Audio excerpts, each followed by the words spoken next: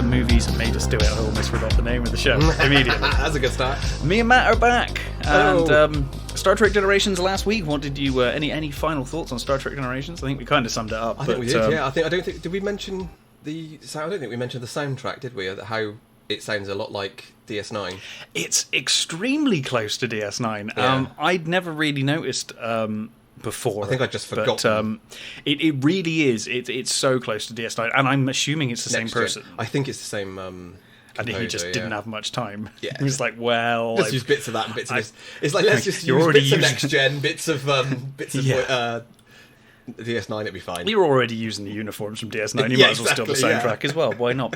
I'm so glad you pointed that out. I had never known that before. I'd never noticed it before. So slightly baggy and tight uniforms. Yeah. Yeah. Weird. Anyway. Where do you want to start? Because, I mean, we've seen some films. We've obviously got Picard to review. Should we start with Picard? Let's get the bad out of the way first. It's going to be the tradition now, as we start with Picard until Picard ends, I guess, in, 6 weeks? I don't know. Is it 10 episodes? 9. I think it's like 9. It's like a really weird number of episodes. Because I know it was cut down, wasn't it? Yeah.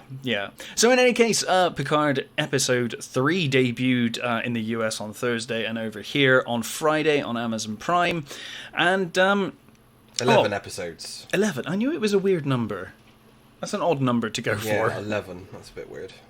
Yeah, considering some of this has already felt like it's dragging its heels. Well, I think the first two parts, were clearly more episodes than they were, because some of them feel really cut and pasted. But it's strange that now we get to episode 3, it really feels like we're dragging our heels. Oh, God. Yeah. So, I mean, it's sort of like a lot seemed to happen, but nothing happened. Mm-hmm. It was like, what's going on here? Why are we still here? Why haven't they just got on a fucking ship and gone by now? Yes, so I think the biggest problem with this episode is that we are still on Earth, still in Chateau Picard. or Velasquez Rocks. Yeah, or Velasquez Rocks, which doesn't look anything like Velasquez Rocks. Do you know, I actually thought people are getting quite angry at that. Well, people that live there probably are, because it's quite a built-up area now, and apparently that becomes a desert in the future. So yeah, I just thought I thought that was the only funny thing in it. I thought it was like a little. I thought thing. As a nice thing for the fans. As a nice thing for the fans, I really liked it. I thought it was nice. Taking it as an insult, but I just took it as a joke. I thought that was fine. Like, finally, we're at Vasquez Rocks for real. Yeah, in her trailer park. By the way, if you can hear that noise, it is like a gale, isn't it like the worst storm in like decades or something we're getting right supposedly. Now? So it's just against the window directly behind us, so we'll make do. Yeah. But no, I really liked that. That was a moment in this show actually got a laugh out of me. Yes, I was like, we're actually at Vasquez Rocks. That's quite funny. That's amusing. It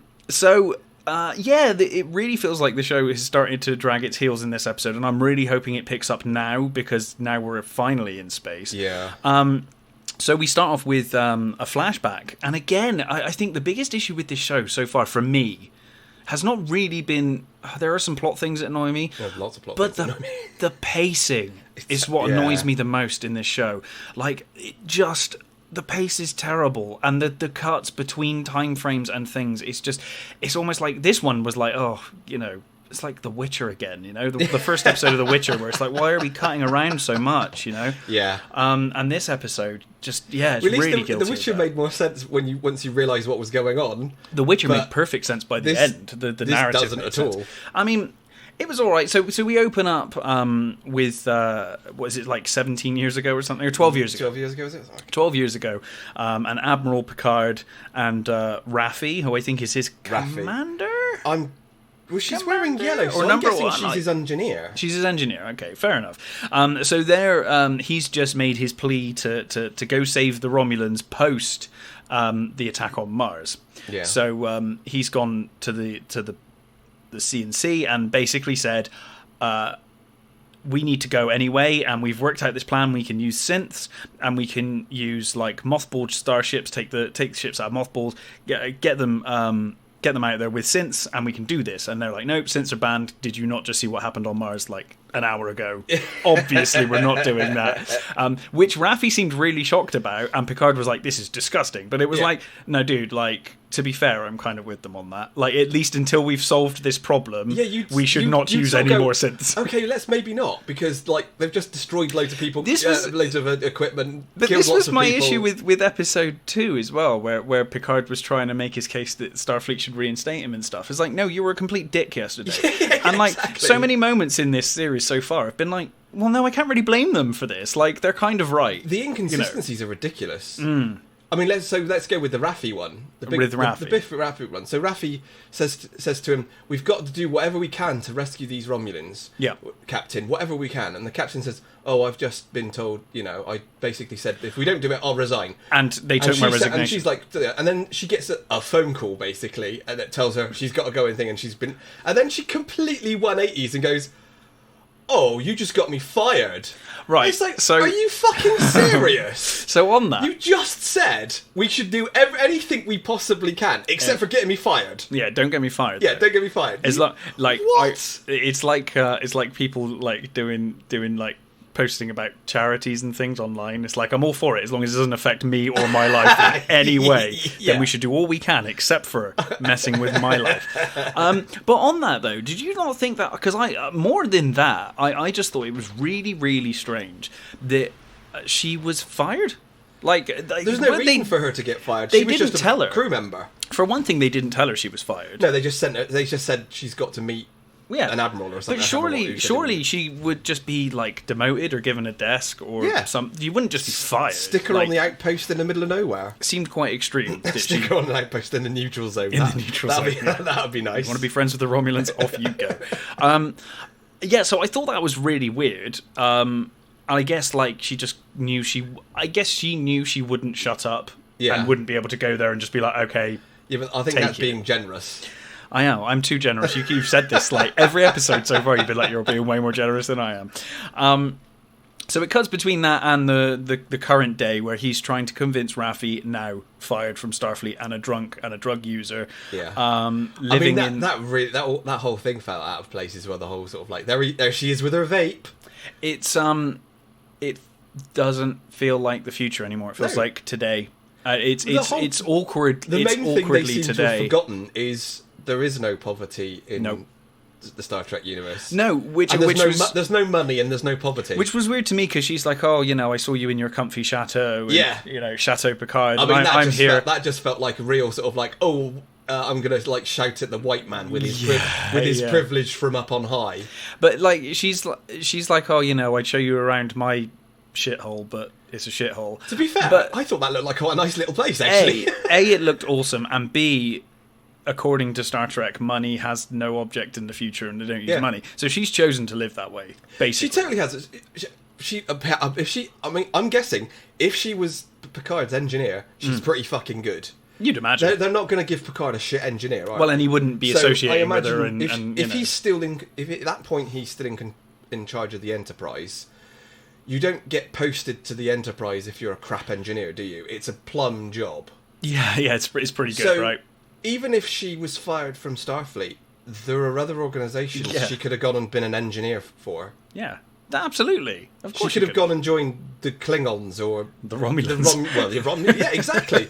She could have gone and joined the effort to help them. But no, she decides to go and piss off to Vasquez Rocks and drink and drug herself to oblivion. Yeah. Okay, that makes a lot of fucking sense. So she's a druggie. And I know she's an alcoholic, and she's it's not vape, is it? It's like it is a drug. She basically said it's a drug. Yeah, it's a drug, but it's just a vape basically. So they're kind of going down the route with Raffi, who was the character in this episode I didn't really like, and I'm not quite sure. I'm hoping I get to like her a bit more. I kind of liked her as the episode went on, but I'm not totally convinced by her, to be honest. Yeah. Well, they didn't actually give her any real character that you can latch on to. No. Other than, like you said, she's bitter and angry towards Picard for what happened. Plot reasons. Well, for what happened, but she instigated what happened. Yeah. So it's kind of like, well, it's like, hey, punch me in the face, and now I'm really angry that you punched me in the face. Yeah. Like, no, you said, go in, give it all you can, we need to do this, and he listened to you, went and did it, got fired, because he, like, literally... he didn't fire you. He got himself fired Yeah. in a last-ditch attempt to get your plan, which you came up with and you suggested and you insisted to happen. Yep. He lost his job. If anything, he should be angry at you for being like, you insisted I do this and it's cost me everything. Yeah. But obviously it's the right thing to do and blah, blah, blah. But she really only has herself to blame.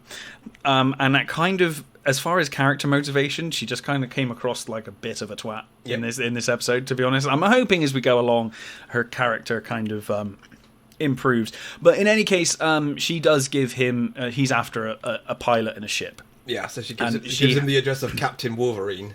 Captain Wolverine, Chris Rios. I mean, I liked this character a lot. The scene of him was like, he's got a big chunk of metal sticking out of him. He's got a glass cigar. Big chomping cigar. He got a glass of, I think is it brandy or something? Yeah, I think it was whiskey. And it's just or like, something. yep, that's a Wolverine-looking dude.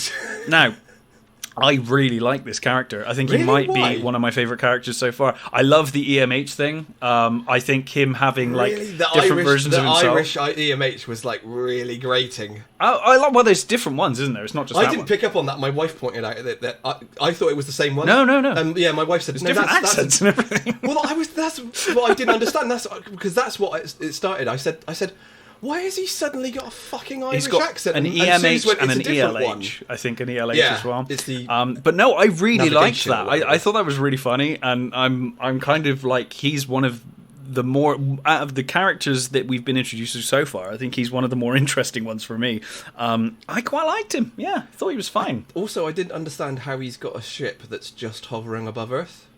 It just is because there's no Federation ships in this future. They just don't exist. Yeah, apparently. I mean, surely he should be outside the Federation, and they should have got a shuttle to or him. They could have at least made out it was cloaked or something. Yeah, just because it's just sat there. I mean, I guess he's. They said it was unregistered, right? Or something. Yeah, exactly. He's unregistered, but he's. I mean, you would have thought Starfleet security would be pretty top notch. So the idea of him, like, being under the radar on Earth is a little bit of a stretch. Yeah, he should have been like in what's the Andorian? Well, bearing in mind space. What's the green people? The Orion. Orion. So he should be in the Orion bit, because that's where all the bloody Romans live, isn't it? Bearing in mind that historically, when time travel has happened and the Enterprise or Voyager have gone back in time, they've had to be careful not to be picked up by technology of the day. Yeah. And we're talking now in like the super future. Yeah. The super future of Picard, which is post next gen. He's just got a ship parked outside of Earth and no one's like questioning or wondering, what's that? They're fine. I mean, I guess it's a small ship, so maybe that's, I guess. I mean, maybe it's probably just a shuttlecraft or not worth looking at. I mean, he's ex-Federation, so maybe he knows codes and stuff. But I would imagine after like the whole of Mars is still on fire because of an assault, they'd have stepped up their security. Yeah, and like orbital bombardment, I'd be a little concerned about any ships just flying around doing now nothing. Is like paranoid and not that paranoid. So you'd have thought they'd be really paranoid, and they'd have ships everywhere. They're really paranoid, but they're terrible at their job, so it's fine. So basically, this episode is flashback to Picard getting fired and Raffi getting fired. Flash forward to Raffi getting the ship for him. He meets the captain. They have a fight in Chateau Picard. End of episode. But this episode felt like it went on for a long time, and nothing really happens. Why do they keep having like several conversations at once? Why is it that you keep flicking back? So that's what I mean. I'm not a fan of this so quickly that it's like, why are they doing that? I'm not a fan of this direction. I'm really not. And so what did you think of the ship? Let's talk about that. I mean, you didn't really see much of it. It looks fine. Sort of crate. It's fine. Great, yeah. It's very small. I'm assuming it's small anyway. I'm guessing it's like a runabout. Yeah, or maybe a little bit bigger than a runabout. Slightly bigger, maybe slightly smaller than a Defiant, I suppose. Or like a Nova. Or Defiant size. Yeah. Okay, yeah, that's kind of where I was at. Nova's too big, I think, because Novas are pretty massive. Right. Maybe are they? I don't know. Anyway, I'm assuming it's quite small. It looked like it was using wasn't the view screen like the window? Yeah, so I'm assuming it's not that big. No. Yeah, I must admit another thing, and this is purely aesthetic, and I don't know if it... Hollow controls? Hollow everything. Yeah. I'm not a fan. I thought it was super cool when they did the heads-up display in Iron Man, and after that I've been done with it. I'm like, I like it for Iron Man, and I thought it was kind of cool in...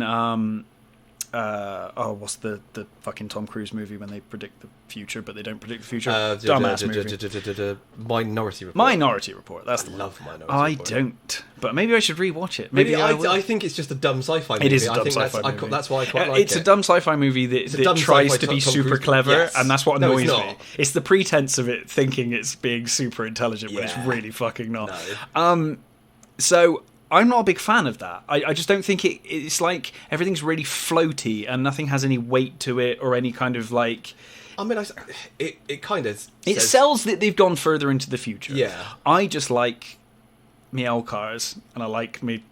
You know, I just think, and especially when you're getting to the point of like throttle controls and things like that, I'm like, oh, really? Because when you think about it, you're talking about spaceflight, and I know we're like super far in the future, and spaceflight's meant to be relatively easy now. Like, I do think like there's so much that can go wrong here, to where like more so than if you just had a bloody button. Yeah, you know, like I just don't know why we've gone to. Well, I don't know. It's an aesthetic thing, and it's a nitpick, but I'm not. I'm not. That when I had the well, I still got it. The technical manual for Next Gen.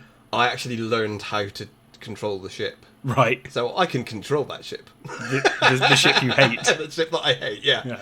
I mean, I've probably completely forgotten how it works now, but I remember how which bits were supposedly did what. Yeah. Yeah. Well, not anymore because now it's all holograms. No, it's all holograms. Yeah. So let's. So I liked Chris Rios, the character. We'll see how it goes. You're not a fan, but we'll see how we go with that. The home invasion was the worst part of this episode. I'm gonna throw that out there right now. It was really funny though. You know when they unmasked the Romulan? Yeah. Why didn't he just spit in their face? That helmet didn't fit that dude's head. There was no way that helmet came off that dude's head. His head was huge. I think I said when we reviewed episode 1, I really hated that whole. It's so cheap. It's awful. I don't understand. That's because all the money went on Picard. Well, it did, and de-aging him. Oh, there's one thing I forgot to say that really made me cringe and annoyed the hell out of me. The JL thing. Oh, I don't mind that. That's fine. I was like, nah, they're really good friends or whatever. Fine. It kind of sells that they have a history. JL's not even short. Jean-Luc flows off the tongue. JL sounds... Yeah, I guess. I mean, you know, I didn't mind that. I thought that was awful and cringy. But yeah, the cheap ass Romulans. The cheap ass Romulans attack Chateau Picard. I don't know why they didn't just blow up the whole chateau. Yeah, just bomb it. Fly over and shoot it. They seem to have a high quota of... Or send more than 6 guys. Just send suicide Romulans then. They already look like they're crap enough anyway. Just send a suicide with bombs. Yeah, why would you only send 6 Romulans? Why would you send them all in at the same time and have no backup whatsoever? It just doesn't feel like... It just made no sense. I thought the way that scene was directed was really confusing. Terrible. You couldn't tell what was going on for the most part. Just a real mess. I think it doesn't help that all of the people involved are too old to be chucking themselves around. Yeah, I mean, I'll buy the Romulans because you don't know how old their race might continue to be. Yeah, but certainly Picard is Jesus. Yeah, he's really. When they threw him over the desk, I was like, "Oh God!" He's probably broken a hip. Every bone in his body broken. End of Picard. And why also, if they've got hidden phasers. Why didn't they just go for those in the first place? Why did it take them so long to go for the phasers? And also, they're also they're like Romulan weapons, right? Yeah. Which they look like Romulan weapons anyway. They certainly looked like it. And she says, well, they're not Federation. No. And she says they don't have a stun setting. Yeah. So I'm like, what? Picard... I seem to remember... I'm pretty sure. I think that's really cool. I was going to say, I'm pretty sure the Romulan weapons don't have stun settings. And I think that's really cool. I loved that line, actually. I thought it was a cool line. But then I'm like, so I'm led to believe that Picard just has deadly weapons around his house. He doesn't want to stun anyone that potentially breaks into his house. He's just going to murder people. Yeah. Does that sound like Picard to you? I think it'd be much more likely that he would stun someone, even an intruder, than just murder them outright. But in any case, lucky that Mrs. Doyle, the Tal Shiar. No, not Mrs. Doyle, Mr. Doyle. Oh, Mr. Doyle. Lucky that Mr. Doyle dropped that apple or whatever it was at that moment that they started shooting at them. Yeah. Oh, I don't know. I was not a fan of this scene at all. That was a terrible scene. Not one bit. And where did that woman get... You know the woman that came in and killed the... Well, I'm assuming where that did she get the phaser from? I'm assuming... they're right. Did she pick it up? Or no, what? she did. Right. So this is... Because I had to... I was really annoyed about this. And then I watched someone else's review online and they said... One of the Romulans come in, they hit him and his gun flies out the door, but because of the way it's so badly directed, it's not clear at all. Right. Because when I saw it, I was like, "Where the fuck did she get that from?" Yeah. But yeah, apparently that did happen, right, okay. and it's just the way it was cut together and put together. I didn't either. So somebody being very generous, like yourself, said about the Romulan makeup. She says, "Oh, they're northern like you," and hits so the some people temples. are saying that it's the northern Klingons. Well, the ridges and things are a regional thing. I'm fine. I don't mind if that's true, then okay. I'm fine with it. That explains stuff. Yeah. Are they gonna retroactively do that with Klingons and just be like, oh yeah, you remember those Klingons that look completely different? Yeah, they're just from they're from Northern Ireland as opposed to England. They're from Space Newcastle. Yeah. Yeah. Oh, I don't know. So overall, I didn't hate this episode. I'm still on board. It felt more than anything. It just felt like it was dragging its heels. As I keep saying, it's not as bad as Discovery. Certainly not. But it's pretty hard to keep going with it because I'm fine at the keeping moment. me is Patrick Stewart. Is the only thing, and even he's a bit. I'm fine with it at the moment. I do feel like this was the worst episode so far. I felt like it was really dragging its heels. We didn't talk about Hugh. Hugh's in this. Oh yeah, Hugh. I mean, he's doing great. By the way, I thought he was great in this. His performance was actually really good. I don't understand what his position was. He's the director of the whole thing, isn't he? Yeah, but that's why. But he's like he's in a Romulan thing, but in a Borg thing, and they've put him in charge. Well, but then they exactly. I was going to say they don't seem to actually pay any attention. See, I kind of read this whole situation to be like a Davros Dalek situation, where it's like sure, you're in charge, sure you are, because like clearly these Romulans are in charge, not him. And you could kind of tell by the way the security guard reacted to him that it was like, you're pushing your luck, mate. Like, so I'm guessing he's not in charge. I'm guessing the Romulans are in charge, but he's kind of funded it. You know that typical science thing where it's like science versus military, and the scientists have gone in and pretended to and the military have funded it for them. 5 seconds later, they turn around and go, "We're in charge now." Or like the military have funded his project, but in reality, I can see that happening. It's going to happen. Also, is it just me, or is the Borg cube not at all scary? Is it just the lighting? I can't work out whether it's just how smooth everything seems. I liked that things were kept moving around in it, and I was like, "Is it trying to repair itself?" I'm like, "What's going on with that?" Because I'd be a bit concerned about that if I was just sat there while things are like, "Why is that going be on?" A deactivated Borg cube anyway. I'm not that stupid. And when you think that anything on I think you just have to think in a Borg cube, just anything can pretty much assimilate you, so let's not be in there. This is just not do it. Just blow it up. Yeah. Like they have done traditionally. They're just like, no, just blow it up. No, just get rid of it. Just get rid of it. Let's not play with it. So actually, because I'd forgotten all about this Borg stuff, in the quick synopsis, it does cut to the Borg cube, and we see the...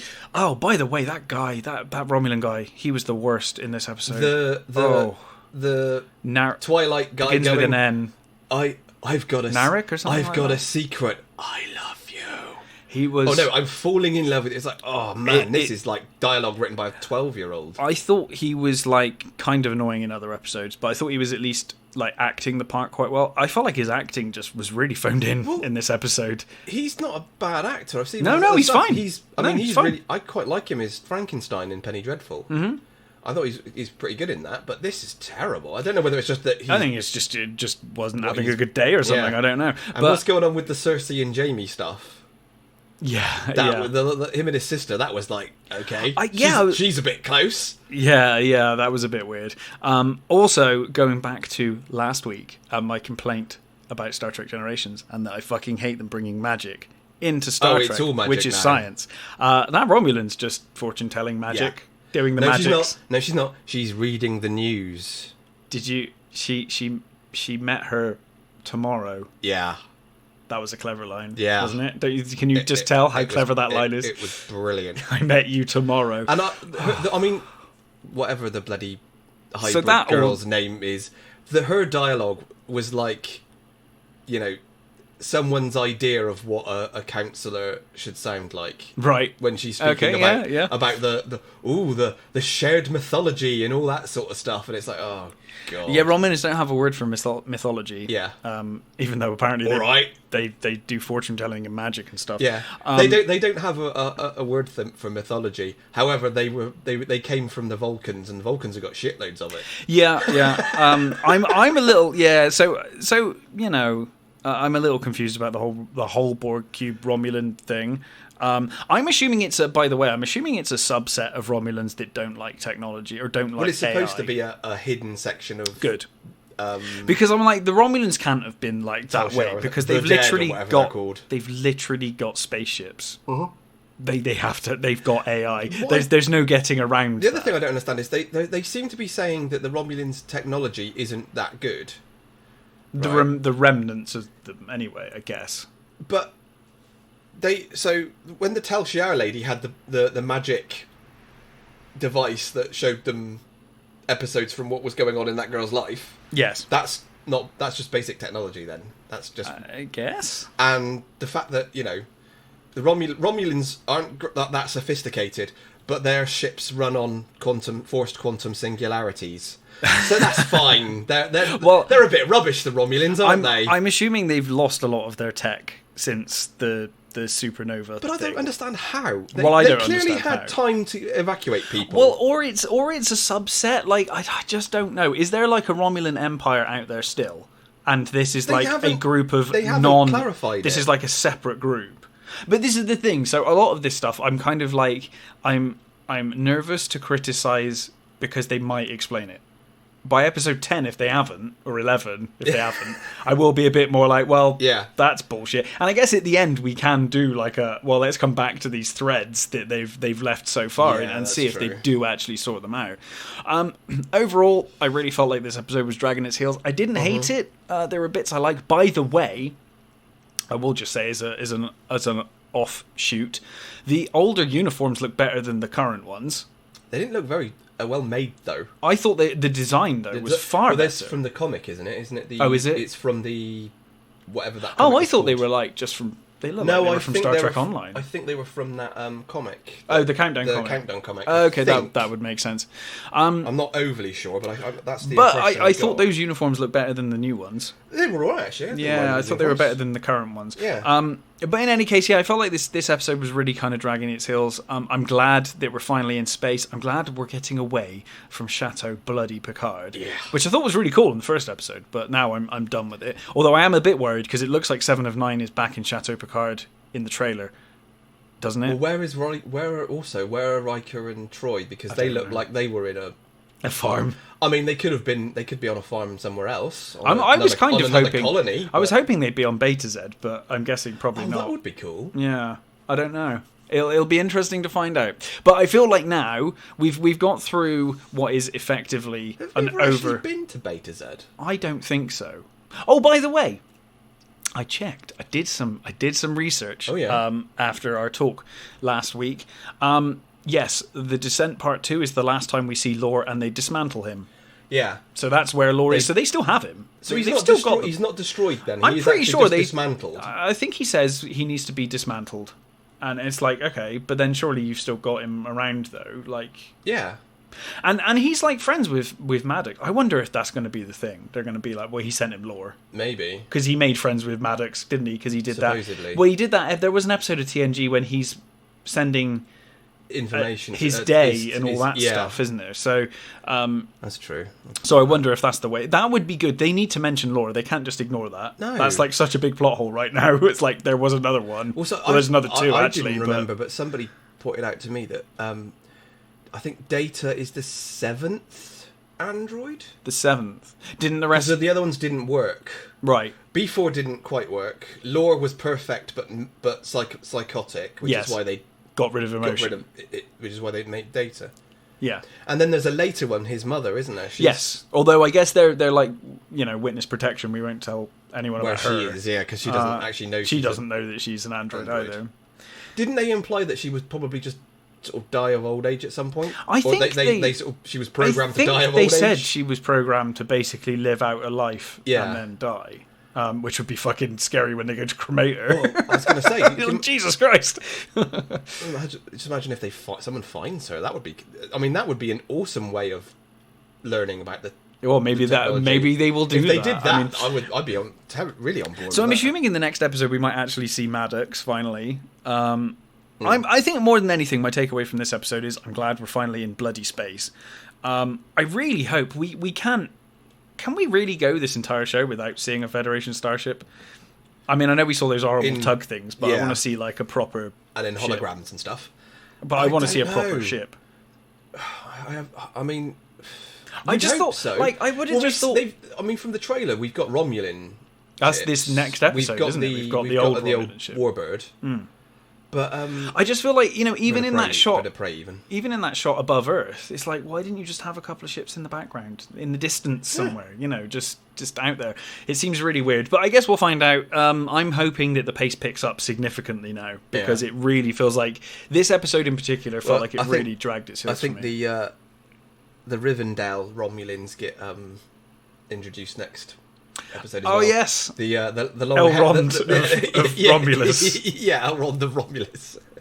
Yeah, he's with his katanas or whatever it is. He's got, yeah. Oh god, he really is Lord of the Ringsy, isn't he? Yeah, he's got. I hadn't even thought about that. He is like Legolas. Yeah, he's got real Legolas vibes about him. Yeah, God. We'll see how that goes. I've not even thought about that, but yeah, we will see how that goes next week. I guess. I'm still not. He's still not making me completely. Oh, I'm fine. I am fine. Kicked off. But so far, I'm fine with this series. I don't think I'm enjoying it. I am. I didn't. This was my least favorite of the episode so far, but it's one episode. I'm enjoying it enough. I mean, I was thinking about it, and I think the main issues are where they're trying to do like things that very much date it in today's society. Yeah. That's an issue. I don't mind the Federation being evil now so much now that I know that it's actually Romulans that have infiltrated and are basically operating Starfleet at its highest level. That I'm kind of cool with, and it has got that undiscovered country vibe, which massively fine because we can't really criticize them doing it here. They did do it in undiscovered country, so I'm like, it's okay. Yeah, but it does smack of like copying. I mean, it's just it does to an extent, like, but they didn't do it to this extent in undiscovered country, to be honest. So it's going to be interesting. I think I feel like the introduction's done now. We're now into the show, and I think next week really needs to kind of show me something, like show us stuff. Yeah, I'm not sure it's going to, but I don't know that it will or not. But I'm still hopeful. I still think they've got the makings of a good show here. It just depends whether they fix some of the stuff they've kind of left open. Doesn't really feel like Star Trek at all, though, does it? Not yet, but again, we've been on the ground. It's very difficult to... DS9 was in space, and they went out in space all the time. Yeah. Like, it's difficult to have something that's just on Earth. It's like, sure, it doesn't feel very Federation-y, but it's just all on Earth. The thing is setting... I mean, you wouldn't... Setting a series on the Federation on Earth would be so dull. Exactly. Which is basically what we've got at the moment. Yeah. And that's why I'm so glad we're getting into space. Now I feel like if it's going to feel like Star Trek, now that we're in space, it should start feeling like Star Trek. And if it doesn't, then we've got definite issues. Yeah. It's hard to judge when we're on the ground on Earth whether it feels like Star Trek or not, because it doesn't by its very nature, because we're on Earth. Yeah. Like, we need to be in space, which we are now. So we'll see. We will see. Yeah. In any case, any other TV you've been watching? I started watching the Lock and Key series. Oh yeah, you said I must watch that. It's really good. I'm really enjoying it. So it's based on I think it's Joe Hill, isn't it? It's the. I'm not sure. Hang on, let me just look it up. I know nothing about it other than it came up on Netflix the other day when I was scrolling through. So this is brand new, I'm assuming. Yeah, it came out this weekend, I think. Right. So it's it's based on the Joe Hill comic. Yeah, Joe Hill comic. Right. Joe Hill, who is Stephen King's son. Oh, really? Yeah, he wrote Horns and stuff. Have you seen Horns? Oh, I like Horns. Yeah. Yeah.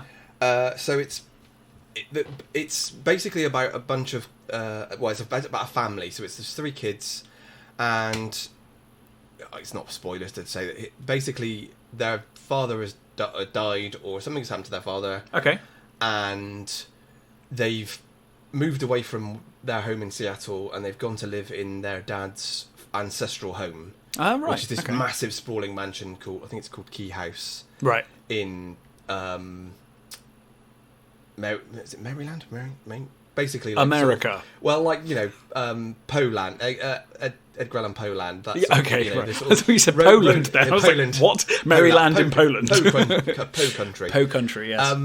And it's basically their father never they mentioned the house, but they never went there. They've never been there before. Right. And it turns out that this house is full of like magic keys that do sort of things like there's a key that you open you can picture a door anywhere that you know, right, and you can go through into that door. So if you know a door in Paris, you open the thing and you can go through that door. Yeah. Okay.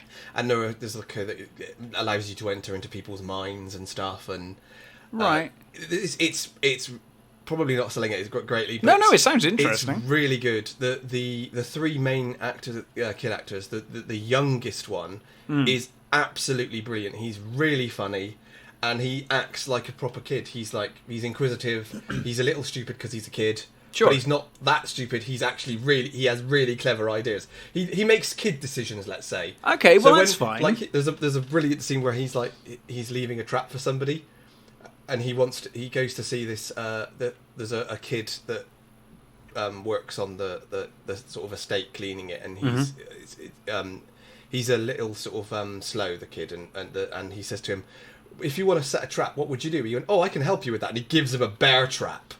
I mean, and he sets up this bear trap in his bedroom. It's brilliant. I mean, a bear trap will fucking do it. Yeah, a bear trap will stop most things. So there's something's living in the well. Okay. And so is this a mini-series, or is it? I'm not sure whether it's good. Because I've only read the first graphic novel, so I don't know how far the storyline goes.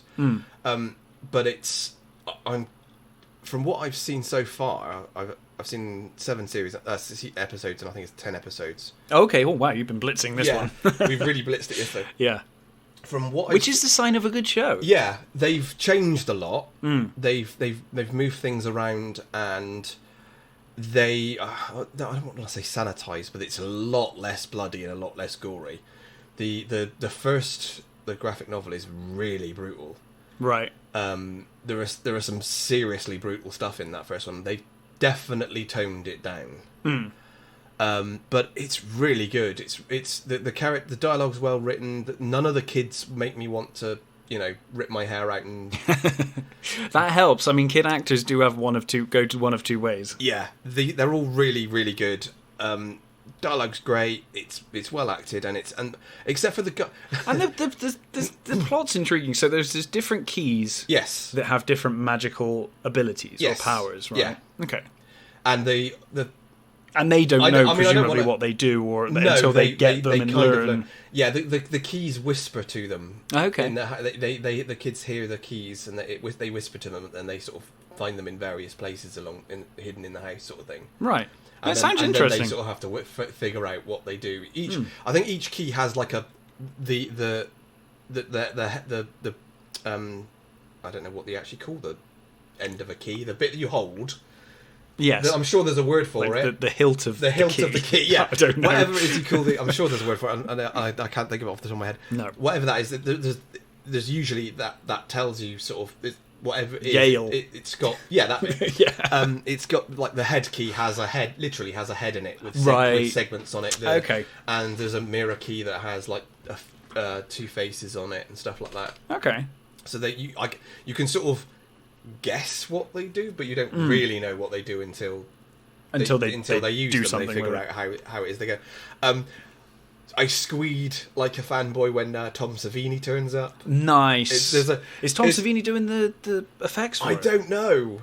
Or maybe his school is. It might be. That's cool. What was quite funny is that there's a club that call themselves the Savinis. Nice. And then when he turns up, it's like, oh, that is just so cool. Is he turning up as a character? He's himself? He's a locksmith. Okay. In a like little business owner sort of thing. Nice. In this, yeah, which is quite funny. Yeah, I'm really enjoying it. That sounds good. I think if you're really tied to the graphic, then which I'm not at all. Not so like it so much. Okay. Because it is very different. Like I said, they have changed a lot.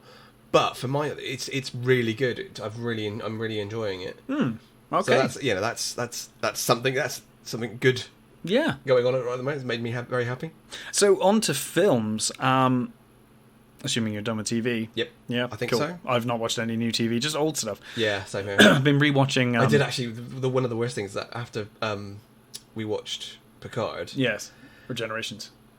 No. After you we watched Picard the other day.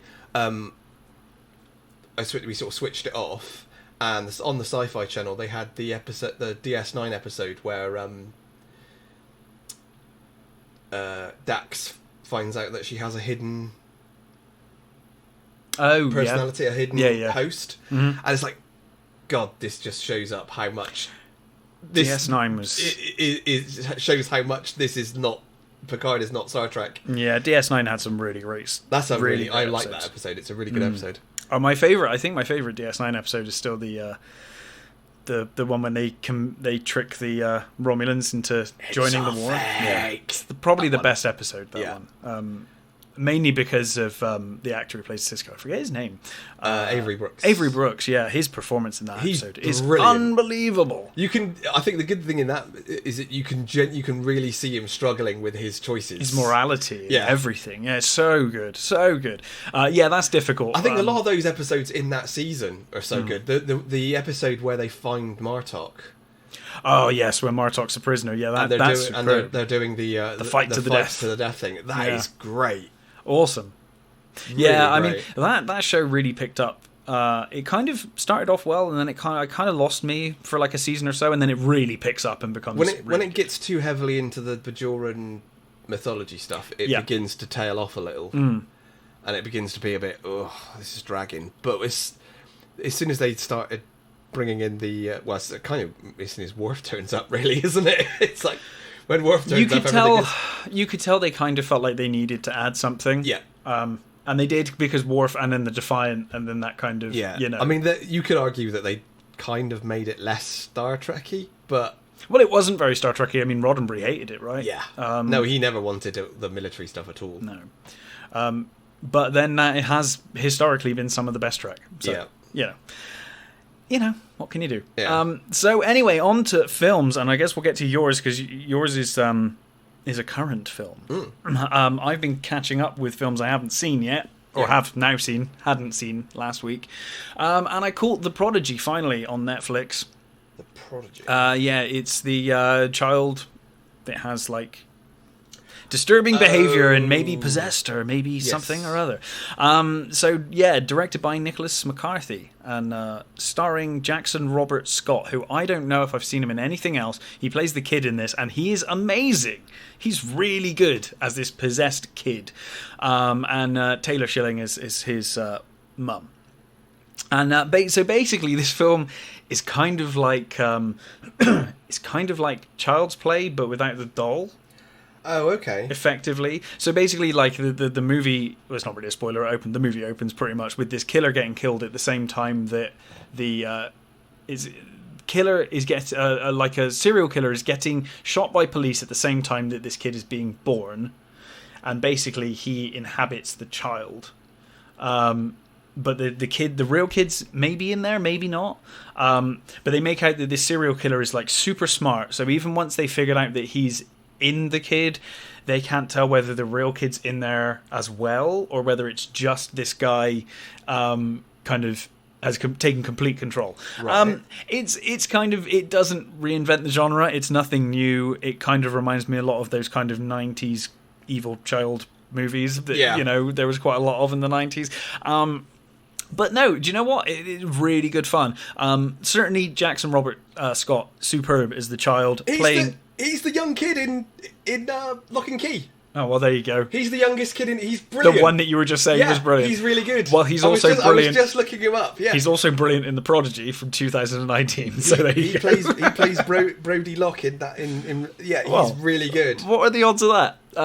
He's absolutely superb in this. I can't believe some of the things they got this kid to say. Really? Oh my god. What, as bad as Your Mother Sucks Cocks in Hell? Yeah. It's up there. It's real bad, some of the stuff he says. I was like, wow, I can't believe you got a kid to say that. I mean, I'm guessing he's grown up very young. Like I said, it doesn't reinvent the genre in any way, but it's well directed and it's really good fun and really quite kind of disturbing in places, just from the perspective of a kid. And this kid is very good. And there's like, I don't want to spoil the movie, but there's the great moments in the film where they're not sure whether the real kid is still in there, because they make out that the killer can mimic and he'll do anything to manipulate you, like he did in life. So they're never quite sure whether it's because he kind of like has moments of like going evil and then going normal, but then they're never sure whether like when he's normal it's just whether it's just acting or whether he's actually gone back to normal or not. It's kind of interesting. It kind of has a reasonably predictable ending. Right. Or at least I thought it was reasonably predictable. I'm not sure whether my girlfriend did. I don't know. Didn't ask her. But worth a watch. Well worth a watch. It's on Netflix. I'll probably give that a go. Worth a watch. And a film that's not on Netflix but was in your top 5 last year, I finally saw Joker.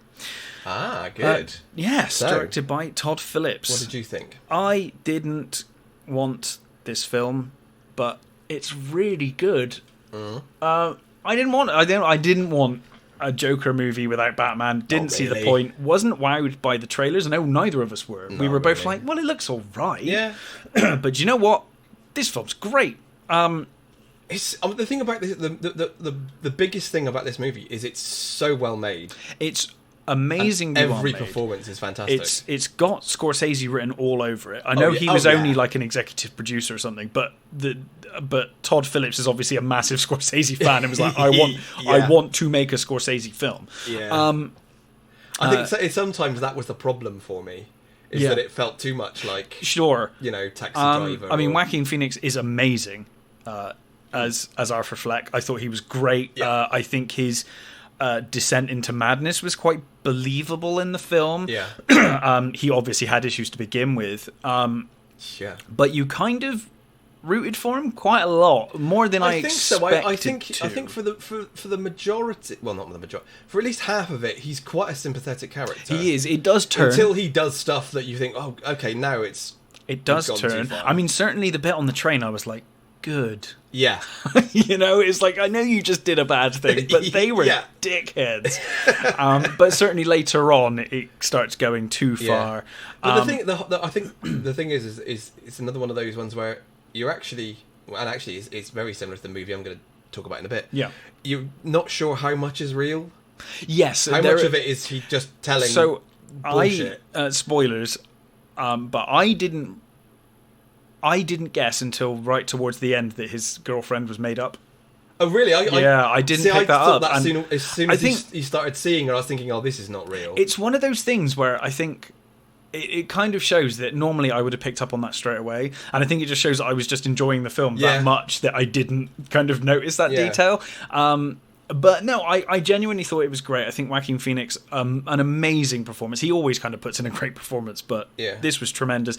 And even Robert De Niro, it's the most I've seen Robert De Niro give a shit in years. Yeah, that's true. Though having said that, he was kind of playing the king of comedy character, so it was exactly very comfortable for him. And I've not seen The Irishman yet, which I hear I still haven't fantastic. seen So maybe he's we're having like a renaissance of Robert De Niro. We've already said spoilers, though. But my mate Dave, he thinks that the whole movie is bullshit. He thinks that the whole movie is just him telling a story. Just him telling the psychiatrist. Maybe, and that's kind of the fun of this kind of movie. But yeah, I mean, I think half of it at least is probably true. Yeah. I think all the stuff with the... I guess if they make another one, we'll know. I kind of hope they don't. I kind of hope they do. Isn't that they don't either? To be honest, I'm not sure what they would do to make it, because the thing is, are they gonna? If they are going to, are they gonna try and put it in with the other DC movies? They can't, because they can't. Won't fit. It won't fit at all. And also, I mean, short of making him a Jared Leto. Prequel, well, I was going to say a prequel, like a... It's set in the wrong period and everything. Leto becomes his, protege. I think short of doing that... It's got to be an Elseworlds thing now. Yeah. And to be honest, where this film fell down for me, and it's only mindly, I love this film overall, so I don't want it to sound like I'm shitting on this film. Yeah. But where it kind of, to be honest, the only parts where it fell down for me was when they tried to include Batman. Yeah. Like, why did you even include Bruce Wayne? Because then I want Batman, and it was kind of so irrelevant to this plot anyway. Yeah. There was literally no need. I did enjoy... Making Thomas Wayne an asshole was interesting. Thomas Wayne being an asshole was interesting, and I liked that it was one of his goons that ended up killing him, or one of the rioters that ended up killing Thomas Wayne. Yeah. But it doesn't work. I mean, because Thomas Wayne wasn't an asshole. No. I think there are certain stories where they've tried to make him an asshole, but... Oh, right, okay, maybe they have. Not anything I've read anyway. No. He was always, he always tried to save Gotham, and I guess this guy does believe he's trying to save Gotham. Actually, he does say a few times, "I am trying to save Gotham from itself," and I'm trying to save Gotham from the poor people. From the poor people, yeah. The problem is poverty. Yeah. So I thought this one was great. Like I said, I just felt like the Bruce Wayne bits were a bit forced, and there's probably no need for them. Outside of that, I thought this was tremendous. I kind of hope they don't do a sequel. It feels like that's the end of that story, and let's move on. Yeah. Unless they're going to set the new Batman movie in the 80s, which it certainly doesn't look like it, given the police cars that are in the set photos. Don't think they are. I just don't see how... They can't bring the two together, so it just needs to stay on its own. Let's not worry about doing another sequel, and and if you do, stay away from Bruce Wayne. The problem is it made them so much bloody money. Yeah, and it's for them. It's all about the money. So the chances are we probably will get a sequel, or they'll try and shoehorn him into the wider DC universe, which is going to be very bad if they do. It's just going to be strange. Overall, I thought it was great. So what have you watched? So I went and saw The Lighthouse. And how did you find The Lighthouse? Because I thought the trailer certainly looks amazing. Yeah, I loved it. It's really, really good. It's not going to be for everybody.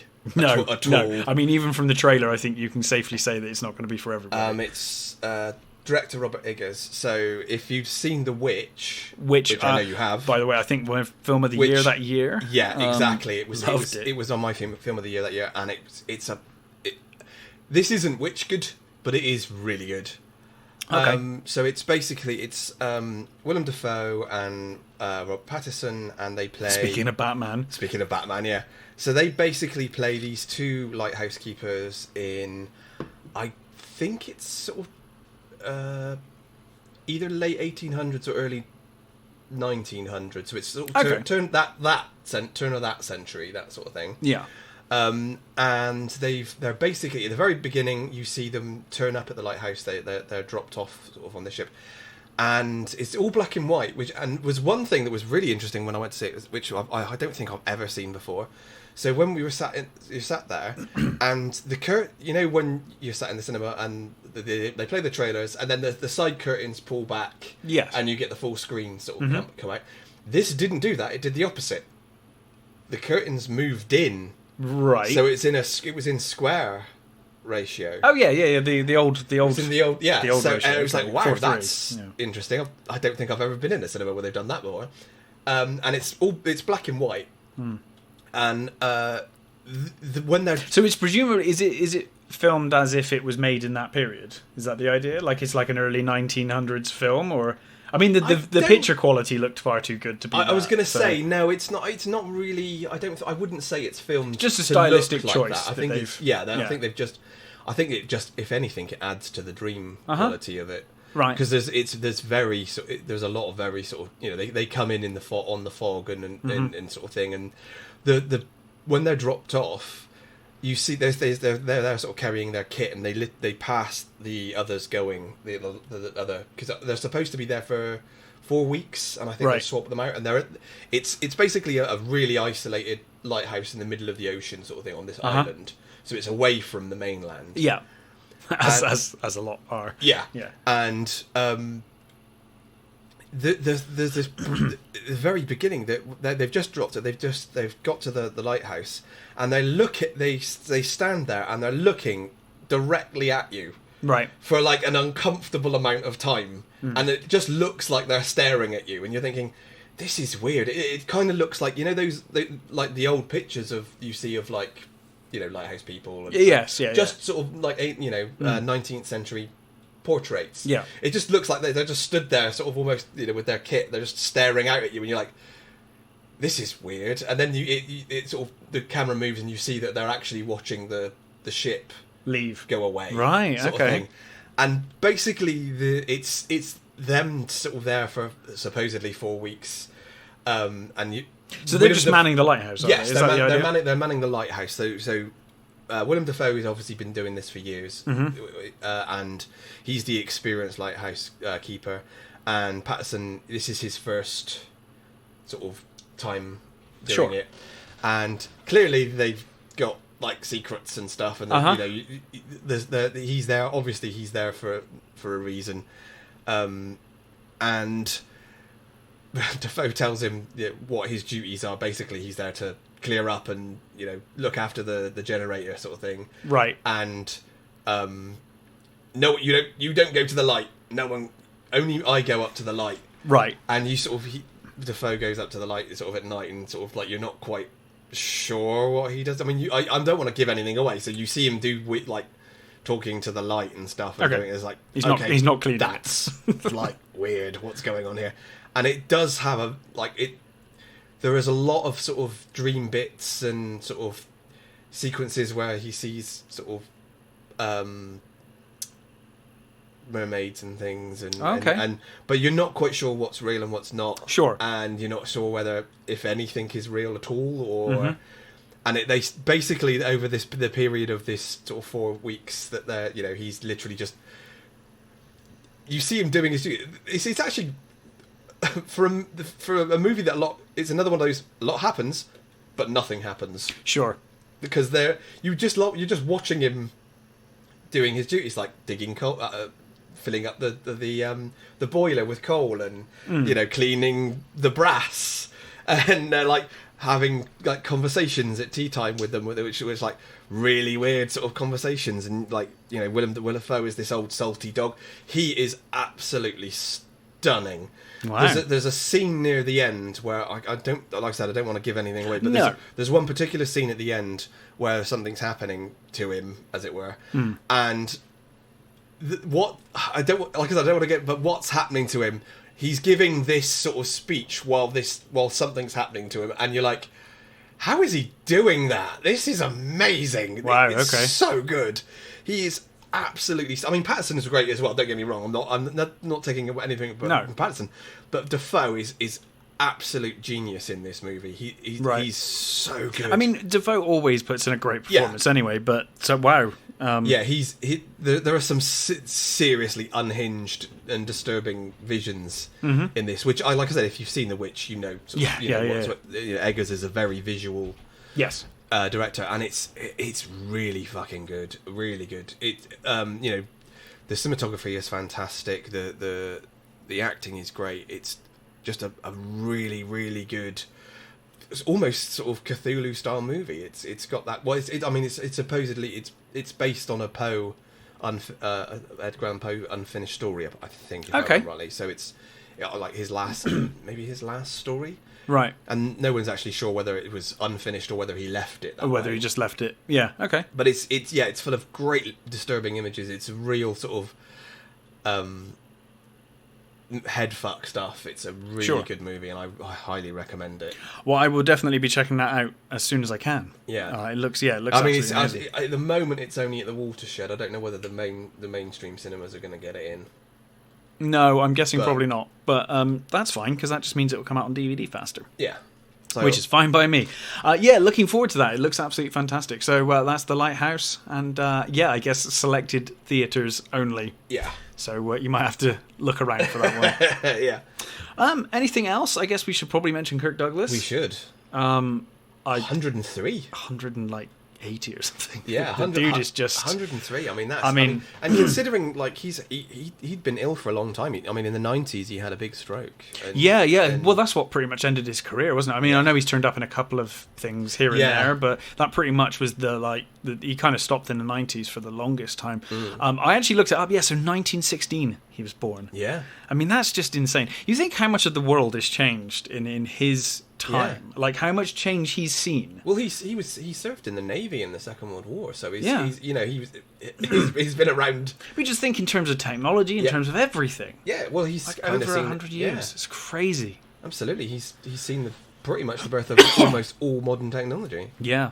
Now, obviously, played Spartacus. Yep. Probably his most famous role, I would imagine. And 20,000 Leagues Under the Sea is a personal favourite of mine. Mine's the Vikings. The Vikings is great as well. I love the Vikings. I mean, the guy was pretty prolific. He's got a lot of great films under his belt. What's that one where he plays Vincent Van Gogh? That's a brilliant one as well. Oh, I'm not sure of the name of it. I know the film though. Is it Agony and Ecstasy, something like that? Maybe.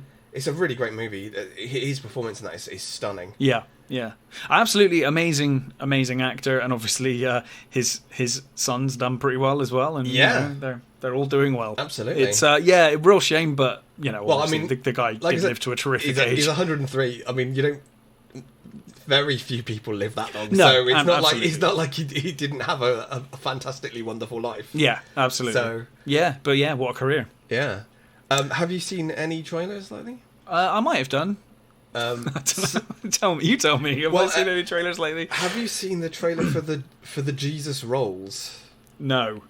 What the fuck is that? That sounds interesting. I'm not even sure how this movie got made, to be fair. I'm not even sure why you'd want it, because it's John Turturro's character from The Big Lebowski. Oh. So it's like him coming out of prison, and it's I'm not sure if it's a heist movie or whether it's just them doing silly crimes and stuff. I mean, he was funny in The Big Lebowski, but he was completely unlikable. Yeah, he was horrible. Like, so I don't know that I want to watch a film about him. No. Really. I liked his character in The Big Lebowski, but he was meant to be a dick. Yeah. And, no, that's weird. Yeah. I mean, he's a convicted paedophile, so why... Yeah, I don't want to see that. No, really. Was Jeff Bridges too busy? Couldn't we've just done another Big Lebowski? I keep hoping or just not bothered. I keep hoping for another Lebowski movie. I want to see that, because they did have a thing. I think there was a script going around with the sort of his kid coming to find him, right? Coming to find their dad. Mm-hmm. And I think that would work. I guess maybe the cast aren't interested. I think they are. Because both him and John Goodman bloody love those characters. So and any chance to work with, I'm sure the Coens would want to. It's really funny when you watch Jeff Bridges in movies. You see him in things like Tron, and stuff like The Big Lebowski. Basically, was the character he was born to play. Yeah. Because really, I know he's quite good at playing villains now and stuff. And yeah. He's done he was quite good as Obadiah Stane yes. and all that kind of stuff. Yeah. But and he was great in True Grit and things like True that. Grit's brilliant. But he, at his heart, he is basically Lebowski. I mean, Lebowski is a massive exaggeration of him. I think he's kind of so him. I guess the closest we got, actually, funnily enough, to a Big Lebowski sequel was actually Tron Legacy, where he basically does play Lebowski. Yeah. in the does. computer. Yeah. Wow, that's terrible. I'm not sure I want to see that. No, I'm not sure who. Well, Unless someone tells me it sets up for Big Lebowski 2, then maybe I'll be like, okay, cool. If it's going to do that. Yeah, I don't know. I don't know why they made that. I mean, from what I can gather, Totoro loves the character, and he was. It was a great character, but it's not a character that I empathise with or want to follow. Like, he's an antagonist, not a protagonist. Like, I just don't see why I would want to. It's weird. Very odd. I'm not sure about that. Have you seen the Spiral trailer? Yes. What did you think? I have seen a trailer. I think it looks all right. Interesting that it's Chris Rock's behind it all. So I knew that Chris Rock was behind it all. Now, my girlfriend is a huge Saw fan. She fucking loves the Saw movies. Right. And we've actually been watching them, because I've not watched... Well, I mean, people love them because they keep getting made, so... Well, yeah. I like the first two. Right, so I've watched... I love the first one. I've watched the first one's great. 3 now. I've watched the first 3. I'd only watched the first one, and then, like, number 6 or something. Yeah, on a whim. I think I've seen the last 2. So I'm like, we're watching them, in order. Yeah. Going through them. We've got to 3. 3 was actually okay. 2 was quite good as well. I enjoyed 2. I liked 2. So they've been okay. I'm aware that they do go off a cliff pretty soon. I think pretty soon he dies, and then the films continue anyway, even though he's dead. So this was initially. The rumour was that this was a reboot, and this kind of outraged Saw fans. Yeah. Don't know if they 180'd that based on the reaction when it was announced. I'm guessing they did. Or what? Because this is a sequel. Yeah. The summary for the film makes that clear, because it does say that it... It says from the pages of the Saw book. Well, and it also they also say that the grisly murders remind them or are reminiscent of previous killings in the secret history of the city or whatever. Yeah. So it obviously is a sequel.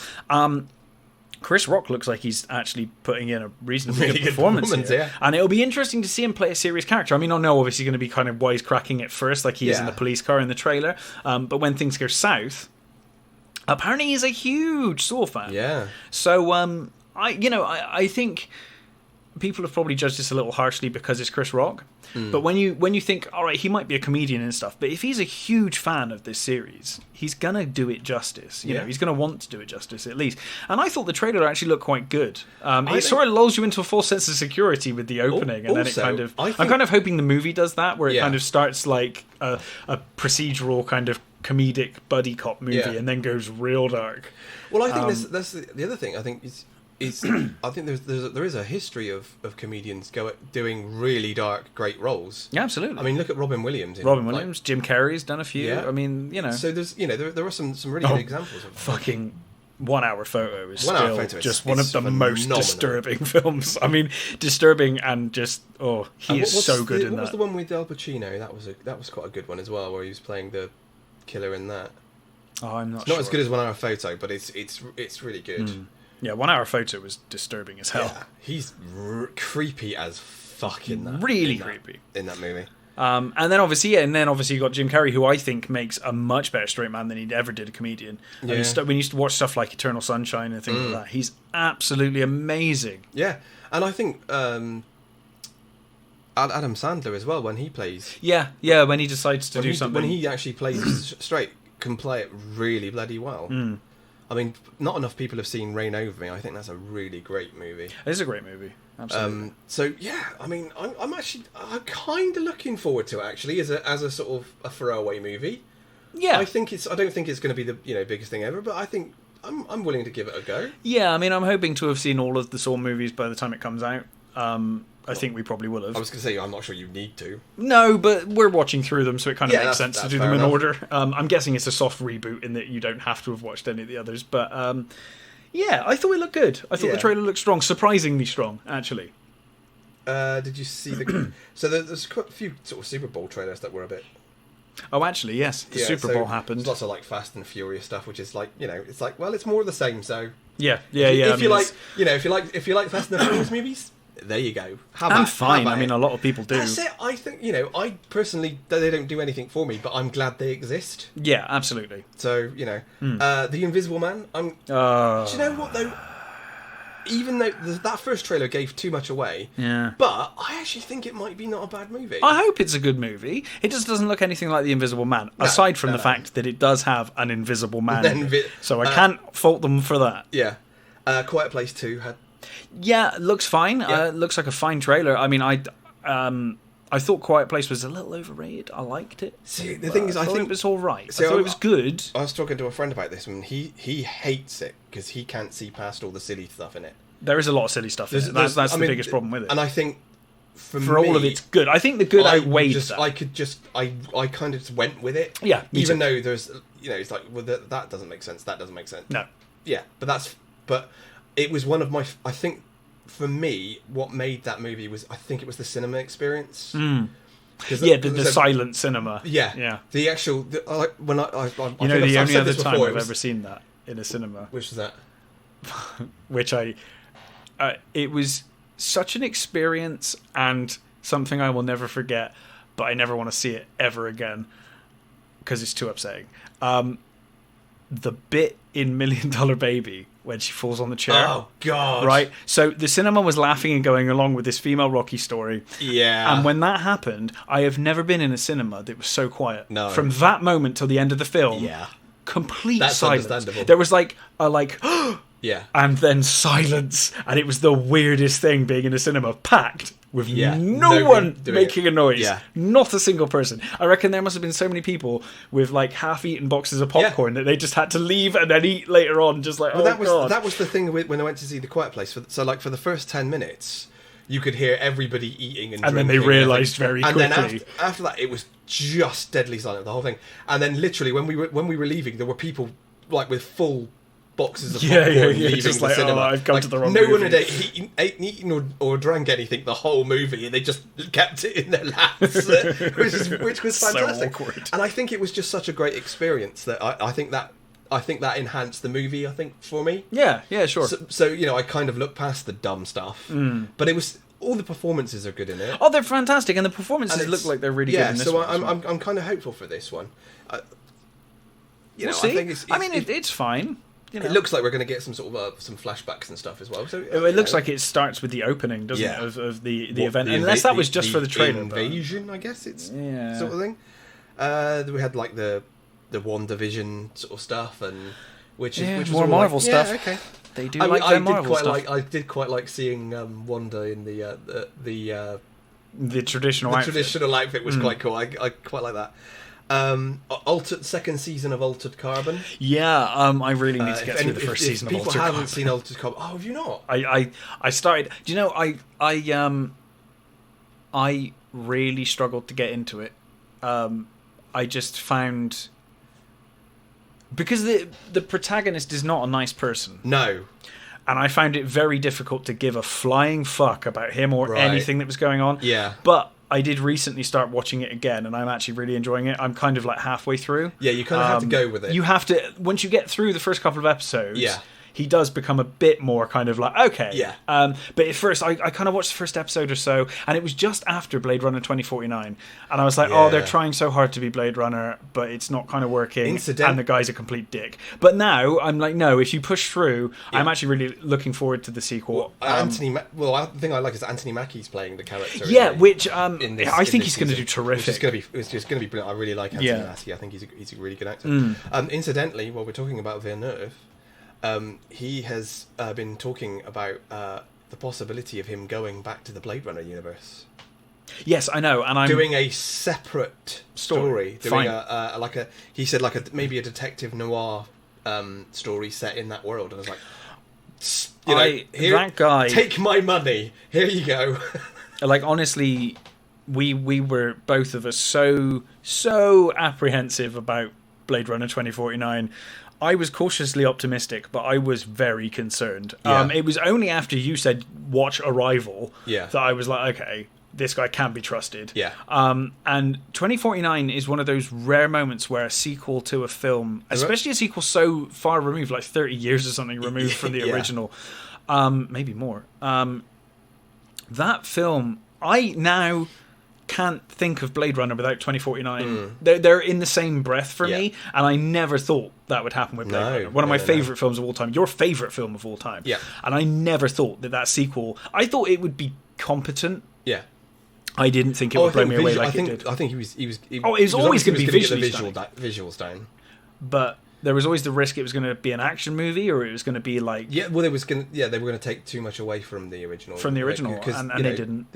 And there were so many great things about the originals. I think like, it was set up as people thought it was going to be like a shooty movie, and it's really not. It's one of the worst cinema experiences watching 2049. It was horrendous. Like, I loved that film. Oh, I remember you said there was a... God, it was two elderly... old guy and a old couple, old couple, and fuck me, spent the whole movie like, oh my god, is this still going? Oh my god, this is so boring. And I genuinely thought they were teenagers. I thought, because they were behind me, and I was getting so angry. And the person my friend sat next to me was just like, oh, just leave it, you know. But I was getting so angry because I was loving the film. Yeah. And all I could hear was this fucking commentary, and I thought it was going to be a kid.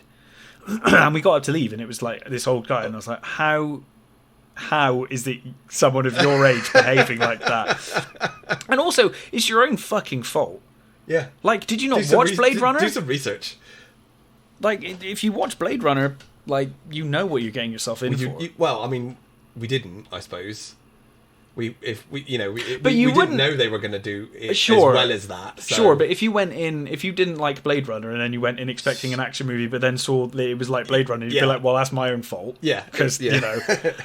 But no, honestly, I trust him. If he wants to do it, I am all for it, because I loved that film so much. We keep hearing nothing but good things coming from the Dune stuff, so looks great. There's some stills now and some stuff coming really out. Good looking stuff. It's looking positive. I'm hoping it's going to be really good. I'm looking forward to that, and that's this year, isn't it? So that's going to be cool.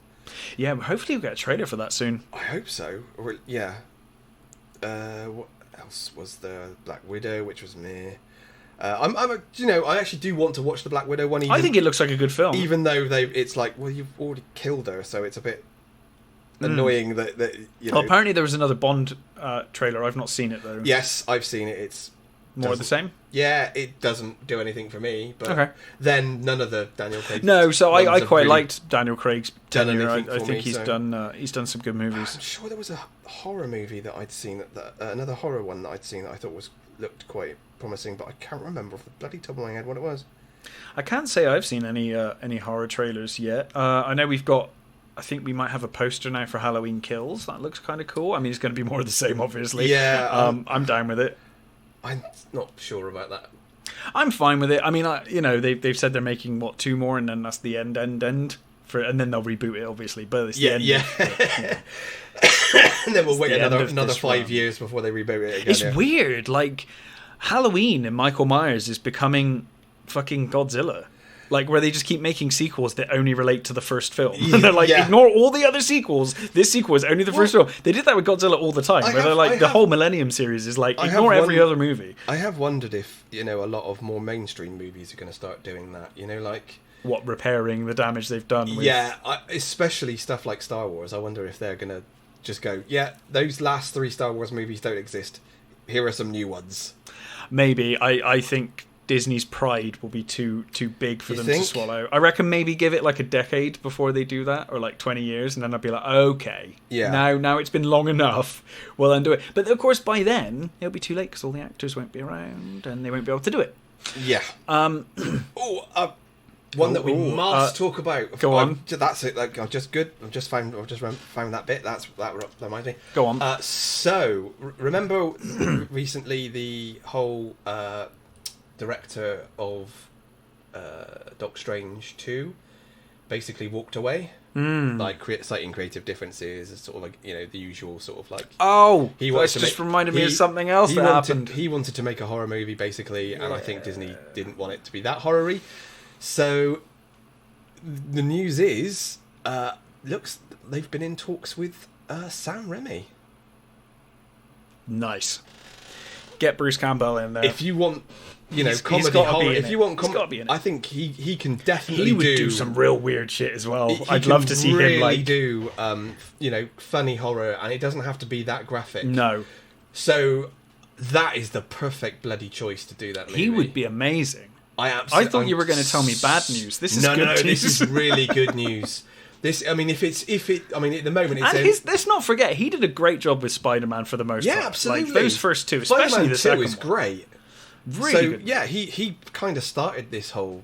He did. It was between like that and Blade, and maybe and X-Men, I suppose. But those were like the first comic book movies. Mm-hmm. Although Blade always gets forgotten as like a comic book movie, is more of a like, it was too like, It doesn't feel the same, does it? It feels more.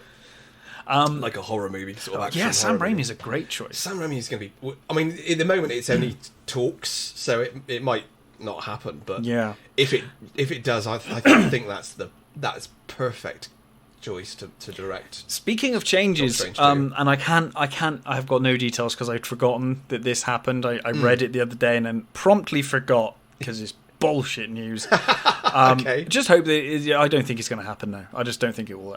The film will even happen. Right. But remember when I said, have you heard about the new Star Trek movie? It sounds really good. They got this guy on board and he really wants to make it a Star Trek movie. Yeah. He has been sacked. Yeah. He's gone. And apparently the rumour is they got rid of him because his idea was too Trekky. Yes. Fuck off. Yeah. I mean, that's all I got to say about that. I mean, fuck off. And I don't know whether the movie will ever even happen now, but I literally don't care anymore. That was like, that actually gave me hope for the movies. I was like, we could actually have someone. And clearly I was right. He did care about Trek that much, and he was like on the right track. So much so that Paramount went, no. Oh no, we want an action film. Yeah. Rubbish. Well, the thing is they've still got that contract with, is it Hidden Pictures, the J.J. Abrams company? Bad Robot. No, it's a division of Bad Robot. I think it's called Secret Pictures or Secret. Oh, okay, something. I'm not sure. Secret Hideout or something.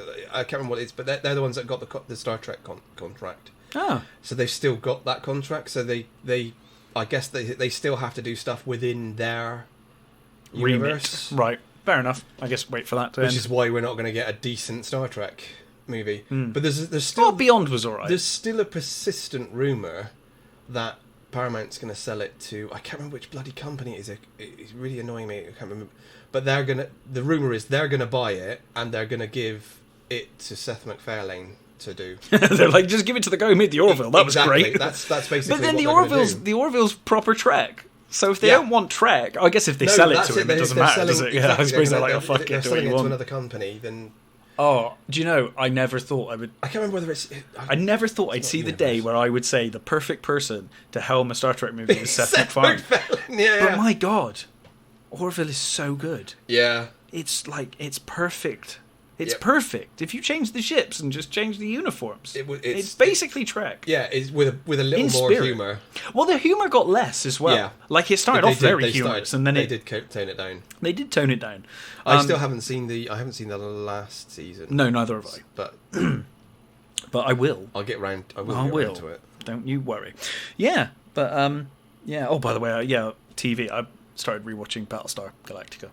The rebooted series. Weirdly, I've been tempted to go back as well because it's been a while. So it's absolutely great. Yeah, I mean that opening bloody movie is great. The miniseries thing is amazing. So good. Yeah, it's really and good. What's the is it the first episode, the one with the time where they've got they got 30 minutes or whatever, and every 30 minutes they just turn up and they're just all exhausted. Such and a just fucking good episode. It's amazing. There have been so many good episodes. I'm about halfway through season 1 and I'm going to rewatch them all again.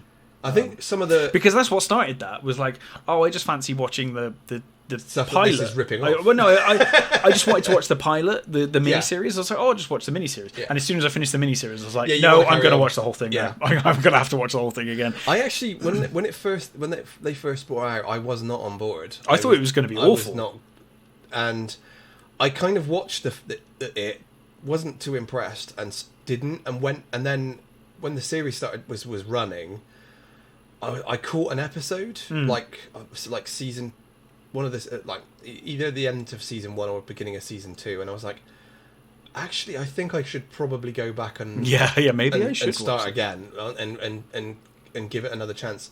And I'm so fucking glad I did because that series is absolutely phenomenal. It's really, really well executed. It's how to do a reboot well in every respect. Yeah. It pays amazing homage to the originals. Yeah. I love that they have like this idea that they've already had a Cylon war, like the old and the Vipers Cylons and looked like the Cylons Yeah. and stuff like. I love all that. They pay such great tribute to the original show whilst doing something completely different. I think a lot of people kind of lost it with the end. I think some of the more weird religious-y type stuff, I think people weren't happy. Do you know, initially I really like it. Yeah, initially I didn't like it. Yeah. But on subsequent rewatches, I've come to really like it.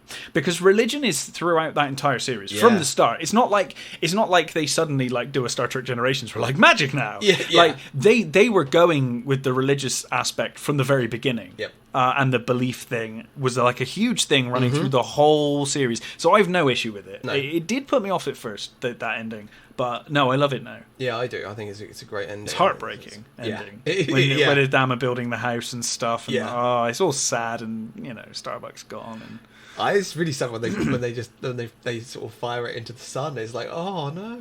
It was fucking knackered. Don't do that. Oh god, yeah. It wasn't going anywhere. It's one of those things though, and it was one of those things when I watched that show, I was like, this is what I said they should have done with Voyager. Yeah. All along was show the damage. As we've said, before, the ship just gets more and more damaged. Year of Hell should have been a whole season. It should have been a whole show.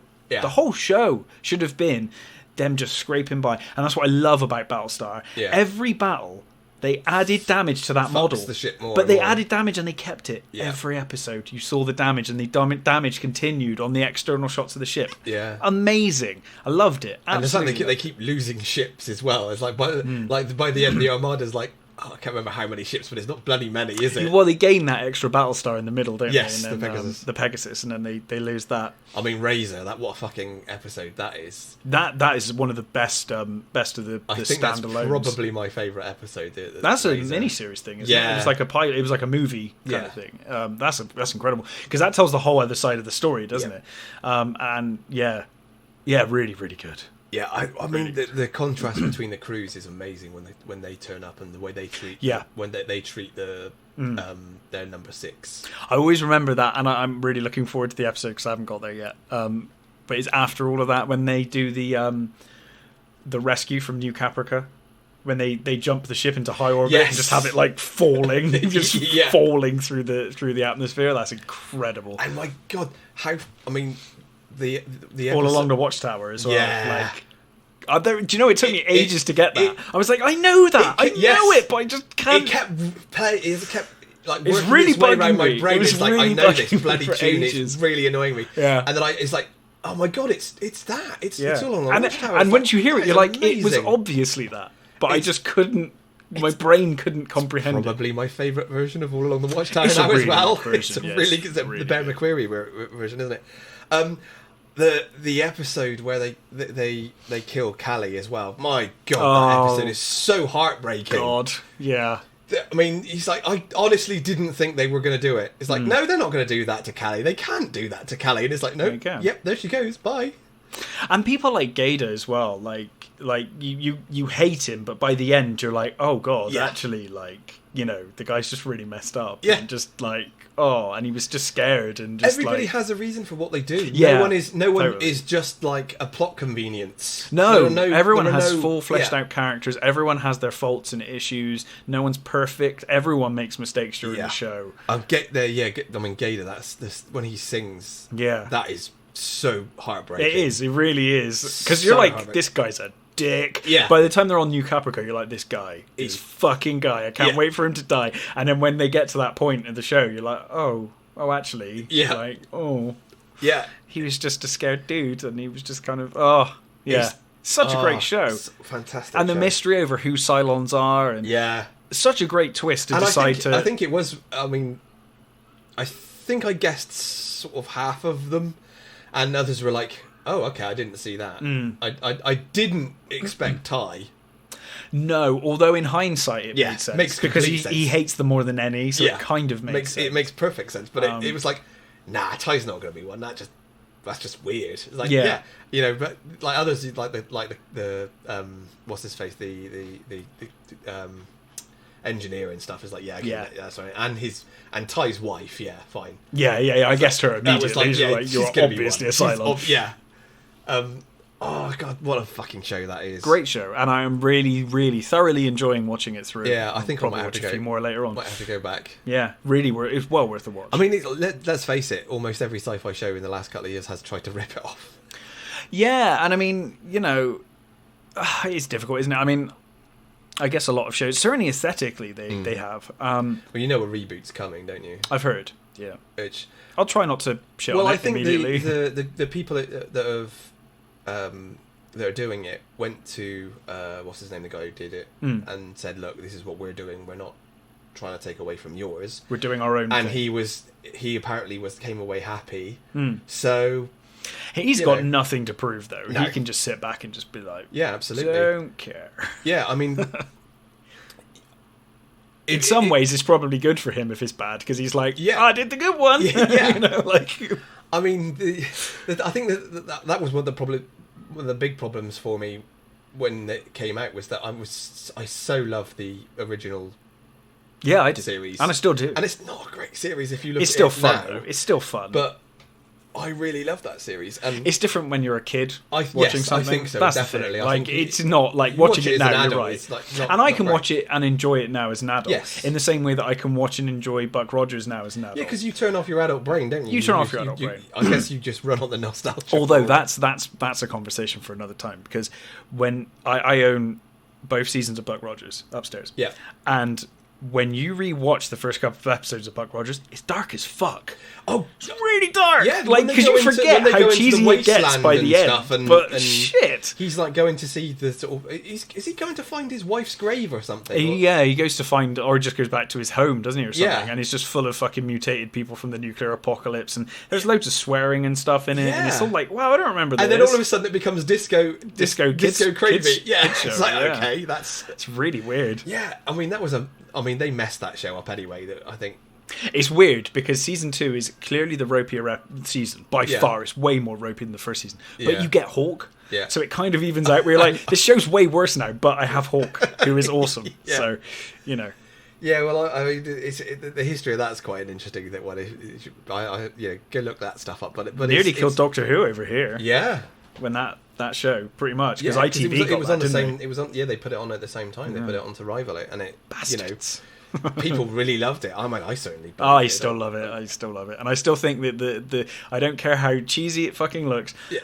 Hawk ship is one of the coolest things. I know it looks really bad. I don't care. It still looks awesome to me.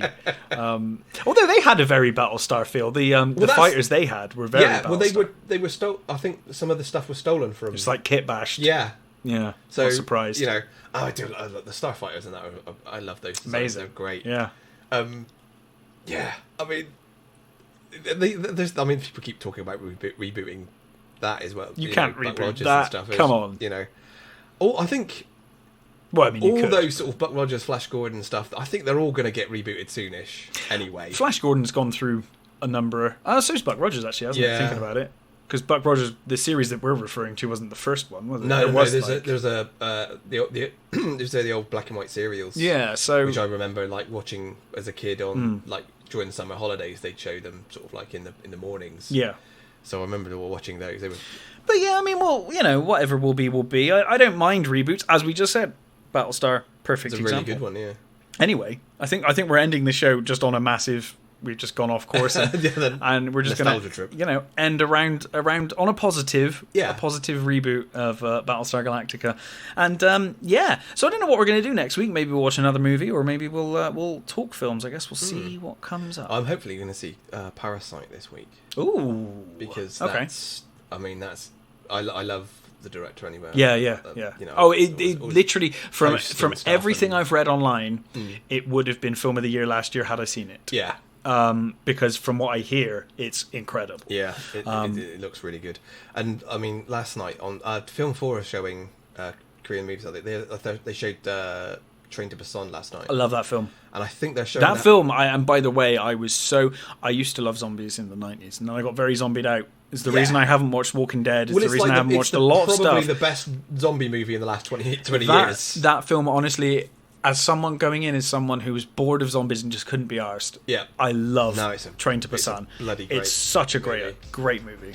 And I think the prequel's good as well. The animated prequel, yes, really good. I think they played that the day before. So did they? Yeah. Nice. And they're playing The Handmaiden, I think, this week, which is if you haven't seen that, see that. It's great. It's really good. So yeah, I'm probably going to go see that sometime this week. Nice, cool. Right. Well, we shall catch you next week.